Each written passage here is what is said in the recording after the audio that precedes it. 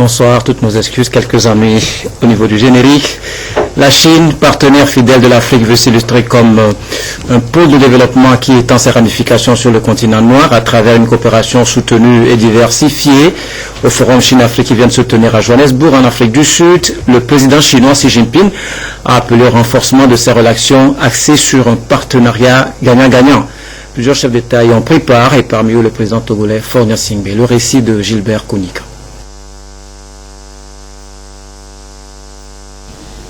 C'est sous le terme la Chine-Afrique en marche ensemble, coopération gagnant-gagnant pour le développement, que le président sud-africain Jacob Zuma a lancé les travaux de ce grand rendez-vous.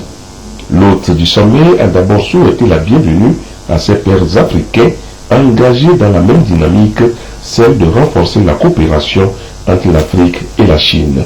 La coopération entre l'Afrique et la Chine, a déclaré le président Jacob Zuma, repose depuis quelques années sur des bases solides et intervient dans plusieurs domaines dont la santé, l'agriculture, l'éducation et la recherche.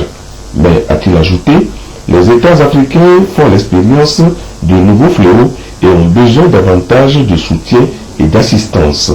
Le terrorisme, le fléau de la migration, la guerre, la pauvreté et la famine accentuée par les changements climatiques ne laissent plus de marge de sécurité pour nos États.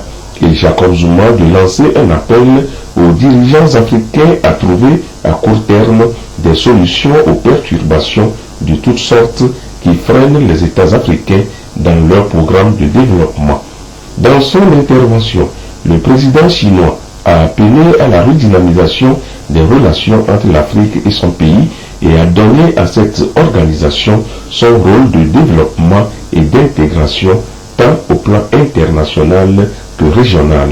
Le président chinois a enfin lancé un appel au renforcement des échanges entre la Chine et les États africains.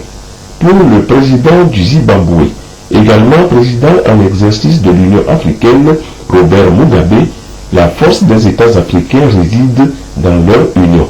En mettant ensemble nos potentialités, notre énergie et nos capacités, a affirmé le président de l'Union africaine, plus aucun pays sur le continent africain ne pourra plus dépendre de l'extérieur. M. Mugabe a convié ses pairs à travailler à l'affermissement des relations sino-africaines.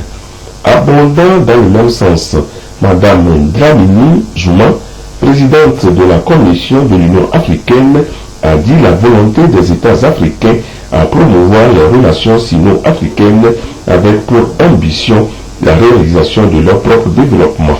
Après la cérémonie d'ouverture, les dirigeants africains ont été conviés à une foire exposition dont l'objectif est de montrer les capacités et potentialités des Chinois et Africains dans les domaines de l'agriculture, l'économie, l'énergie, l'industrie, la santé, l'éducation, les infrastructures, l'aéronautique, pour ne citer que cela. Le chef de l'État, aux côtés de ses pairs, a apprécié la maîtrise et le savoir-faire chinois. Faure et Sozina Gnassingbé s'est montré impressionné, surtout par l'expertise chinoise dont le Togo compte bénéficier. Les travaux ont été aussi marqués par un huis clos qui a permis aux chefs d'État et de gouvernement de se parler et de prendre certaines décisions hors des champs et de vue des caméras et appareils photographiques. Et à des milliers de kilomètres de là, à Pagouda, au nord du Togo, le Premier ministre Komi Selom Klassou communiait avec les communautés de la Bina autour de Sengarim, la fête des boissons, apothéose que nous relate Nestor Moussou.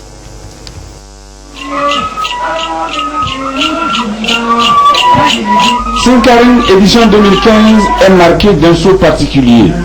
Le chef du gouvernement a effectué le déplacement de Pagouda pour communier avec les natifs de la Bina. Le Premier ministre Selom Klassou a représenté le président de la République aux cérémonies apothéoses de cette fête annuelle. Les populations de la Bina en sont touchées. Monsieur le Premier ministre, c'est la première fois que vous sortez de façon officielle pour assister à une manifestation culturelle. C'est vrai, La fête d'Agombozan, c'était chez vous. Mais ici, vous êtes sortis pour venir, après plus de 350 km, pour partager la joie des populations de la Bina. Elles sont heureuses, elles sont joyeuses, elles sont dans l'allégresse et elles vous disent que vous êtes chez vous.